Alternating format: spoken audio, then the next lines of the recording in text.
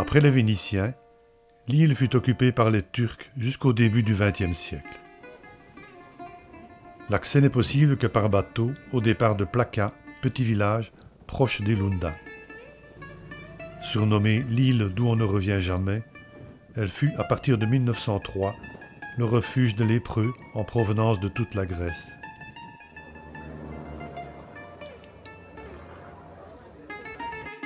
Le tunnel d'accès à la forteresse fut surnommé la porte de Dante.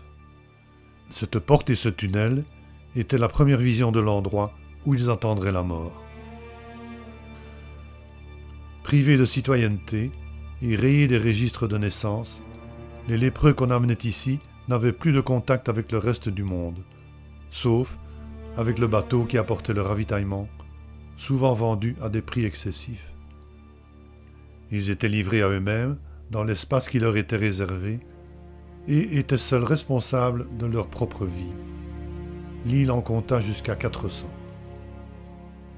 Ni les restrictions imposées par le règlement, ni les difficultés de leurs conditions misérables n'ont affaibli leur volonté de vivre. Ils organisèrent leur espace de vie, cultivèrent la terre, restaurèrent les demeures abandonnées, installèrent un système permettant de récolter et de stocker l'eau de pluie. Ils tombèrent amoureux, se marièrent et eurent une trentaine d'enfants que l'État grec plaçait dans une crèche à Athènes. Surtout dans les premières années, les soins médicaux dans la léproserie étaient basiques à l'extrême. L'aide médicale était réservée aux cas particulièrement graves.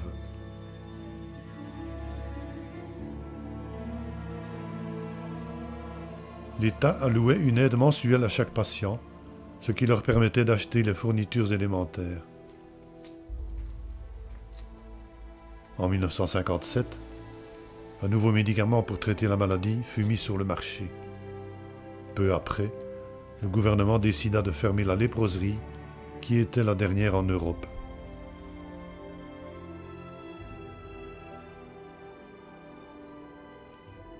Les 30 derniers lépreux de Spinalonga furent transférés dans une institution à Athènes.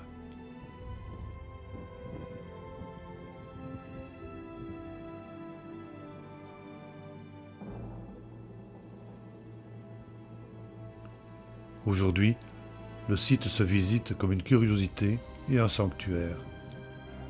Tout est abandonné, mais on ne peut qu'être proche de ces anonymes qui ont vécu ici l'intolérance, l'exclusion et la souffrance pendant toutes ces années. La visite n'en est que plus poignante.